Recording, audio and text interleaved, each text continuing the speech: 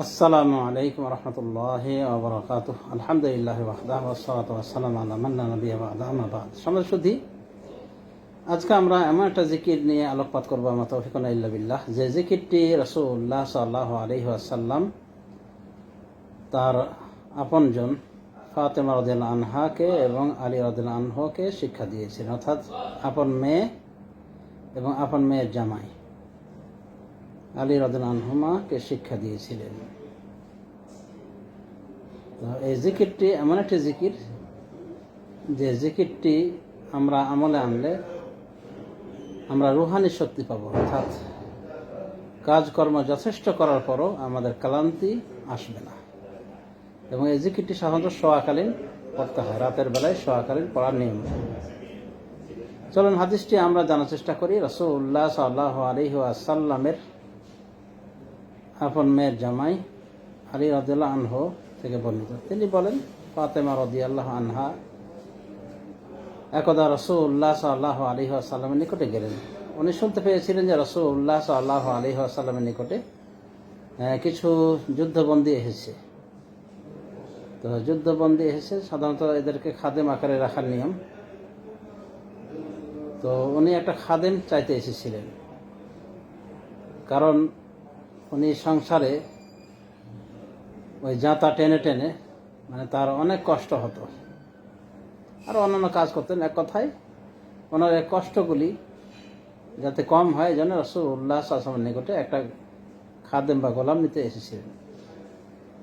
তো উনি রাসূলুল্লাহ সাল্লাল্লাহু আলাইহি ওয়াসাল্লামকে পাননি। তখন মা আয়েশা রাদিয়াল্লাহু আনহার নিকটে এই বিষয়টি উনি ব্যক্ত করেন। রাসূলুল্লাহ সাল্লাল্লাহু আলাইহি ওয়াসাল্লাম আসলে মা আয়েশা রাদিয়াল্লাহু আনহা তাকে বিষয়টি খুলে বলেন। রাসূলুল্লাহ সাল্লাল্লাহু আলাইহি ওয়াসাল্লাম এবার তাদের নিকটে চলে গেলেন, অর্থাৎ ফাতেমা আলী রাদিয়াল্লাহু আনহুমার নিকটে চলে গেলেন। ওই সময় তারা বিছানায় শুয়ে পড়েছেন অলরেডি। তো রাসূলুল্লাহ সাল্লাল্লাহু আলাইহি ওয়াসাল্লামকে দেখে তারা উঠতে শুরু করেছিলেন। রাসূলুল্লাহ সাল্লাল্লাহু আলাইহি ওয়াসাল্লাম তাদেরকে বলেন যে না, তোমরা ওইভাবে থাকো, মানে ওইভাবে শুয়ে থাকো। এরপর রাসূলুল্লাহ সাল্লাল্লাহু আলাইহি ওয়াসাল্লাম তাদের মাঝে বসে পড়েন। এরপরে রাসূলুল্লাহ সাল্লাল্লাহু আলাইহি ওয়াসাল্লাম তাদেরকে বলেন যে আমি কি তোমাদেরকে এমন বিষয় শিক্ষা দিব না?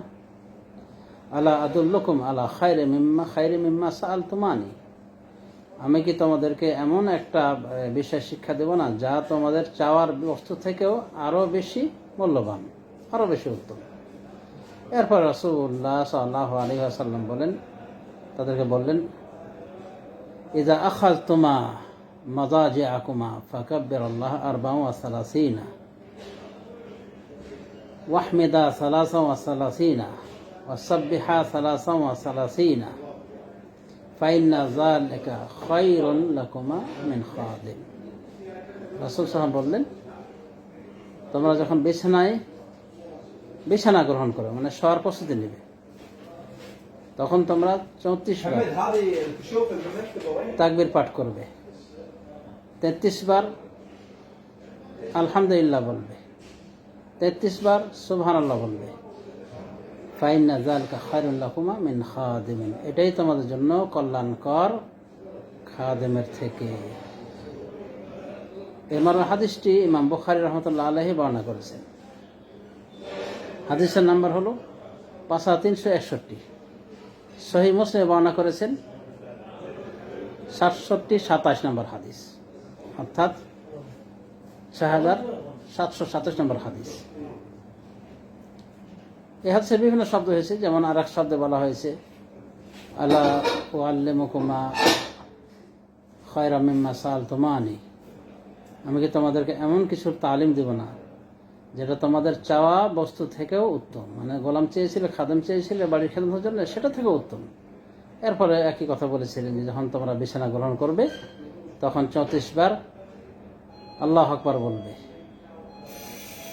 আর 33 বার সুবহানাল্লাহ বলবে, 33 বার আলহামদুলিল্লাহ বলবে, মানে একই ধারা। তো এরপরে বলেছিলেন ফাহুয়া খায়রুন লাকুমা মিন খাদিমিন, এটাই তোমাদের জন্য কল্যাণকর উত্তম খাদেমের থেকে। 3741 নম্বর হাদিস। তো এই হাদিস থেকে আমরা যেটা বুঝলাম যে রাসূলুল্লাহ সাল্লাল্লাহু আলাইহি ওয়াসাল্লাম তাদেরকে খাদেমের পরিবর্তে এই জিকিরটি শিক্ষা দিয়েছেন। জিকিরটি কি? আল্লাহু আকবার 34 বার করে বলা, সুবহানাল্লাহ 34 বার করে বলা, আলহামদুলিল্লাহ 33 বার করে বলা। আল্লাহু আকবার 34 বার করে আর সুবহানাল্লাহ আলহামদুলিল্লাহ প্রত্যেকটা 33 বার করে, মোট কথা হলো 100। তো রাসূল সাহেব বলেছেন তাদেরকে, এটা তোমাদের জন্য উত্তম তোমাদের চাওয়া বস্তু থেকে, অর্থাৎ গোলাম থেকে, খাদেম থেকে।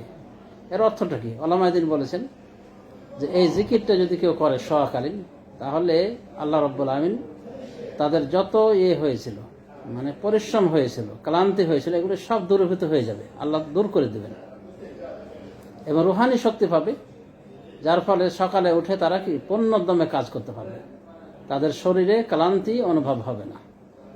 তার মানে রুহানি শক্তির বলে বলিয়ান হয়ে যাবে এই জিকিরটি পড়লে। তাহলে কত সুন্দর জিকির!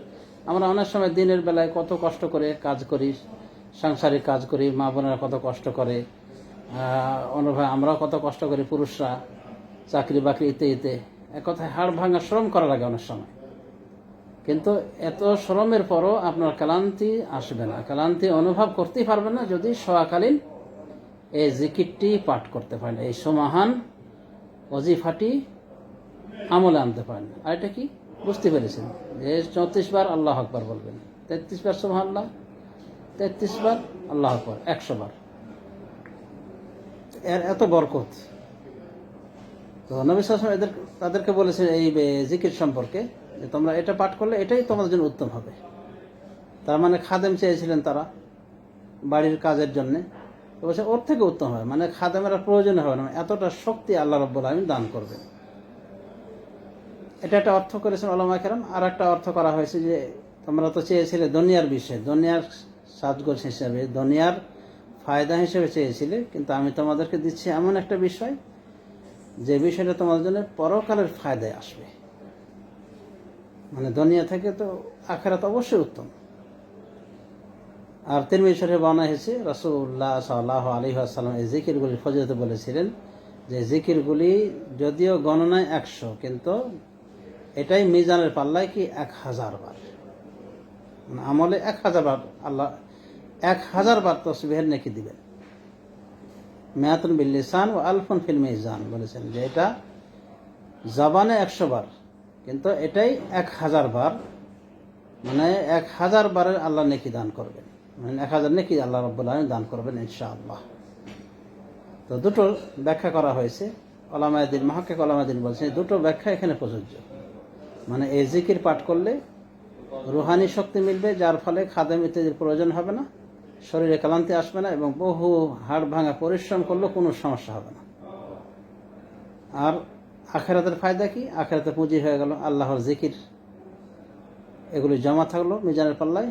আর 100-র বিনিময়ে 1000 বার জিকিরের আল্লাহ রাব্বুল আলামিন সওয়াব দিবেন, মানে 1000 নেকি দান করবেন। তাহলে দেখা যাচ্ছে এই জিকিরের ভিতরে দুনিয়া এবং আখিরাতে ফজিলত হয়েছে সমাজে শুধু।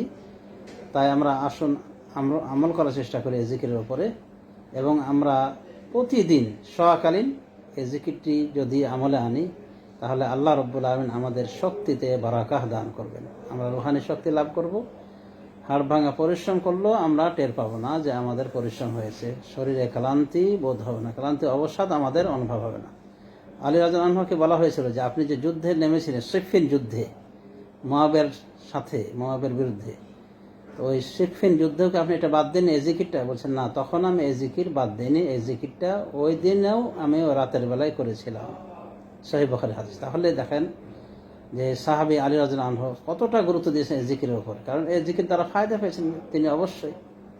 তো আমরাও এই ফায়দা লাভ করব যদি এই জিকিরটি নিয়মিত পাঠ করি। সমাজে শুধুই আশা করি আমরা বুঝতে পেরেছি এই মহান জিকিরটির ফজিলত, এবং এই জিকিরটি বিশুদ্ধ বুখারী মুসলিম থেকে গৃহীত জিকির। আসুন আমরা আমল করার চেষ্টা করি। আল্লাহ রাব্বুল আলামিন আমাদের সবাইকে রাসূলুল্লাহ সাল্লাল্লাহু আলাইহি ওয়াসাল্লামের সুন্নাহগুলির উপরে, তার শেখানো জিকিরগুলির উপরে আমল করার তৌফিক দান করুন। আমিন। ওয়া সাল্লাল্লাহু আলা নবিয়্যিনা মুহাম্মদ ওয়া আলা আলিহি ওয়া সাহবিহি আজমাইন। ওয়াসসালামু আলাইকুম ওয়া রাহমাতুল্লাহি ওয়া বারাকাতুহু।